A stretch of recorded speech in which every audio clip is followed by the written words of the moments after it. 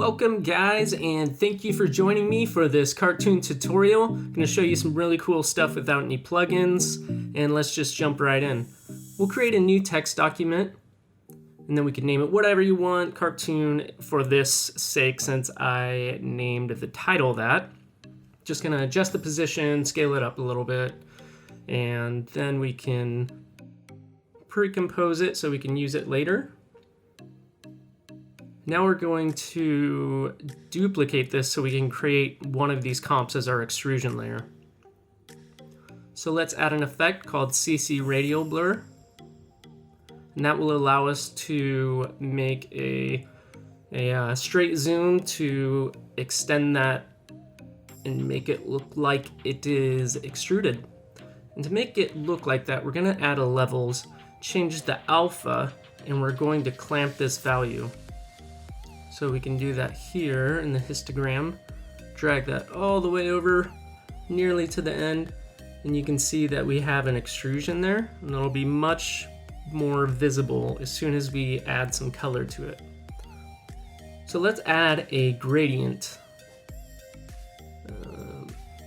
There we go, and you can see right away that we have this gradient made.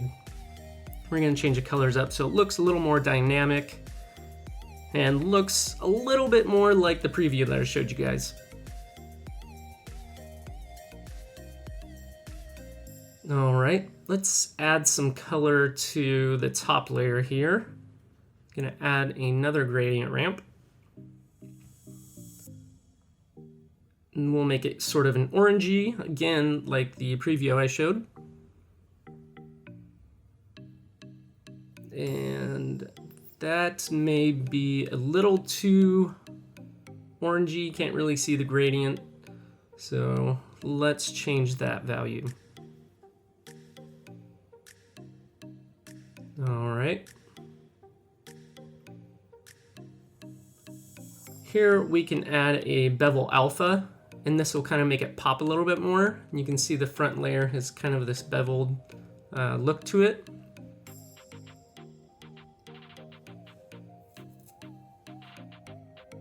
We can also add a light sweep to make it look like our background has some light to it. And this is what really sets off the extrusion, to make it look like it has a backlight there. And you can see that the edges there are really looking nice. We can adjust that value with the edge intensity. We could also add some color, but in this case we're going to leave it white. And you can see on the other side it didn't have any lighting, so we're going to have to change that to a negative value. We'll duplicate that layer. And we can kind of adjust these values. And it looks pretty nice right there. Like the way that looks. So from here, I'm going to show you what I meant at the beginning. We're going to add a logo in here instead of the text. We'll just scale this down a bit so it fits the screen. And right away you have your logo. And you can extrude this however you'd like, and it'll work just the same as the text. Alright, thank you guys. I really appreciate you guys watching this video. I hope you learned something, and I hope that you can support me so I can do these videos in the future. I have some items on Video Hive that you can purchase, and here is a list of all of the items. And I also have some links in the description. You can check out a longer video there. Thanks.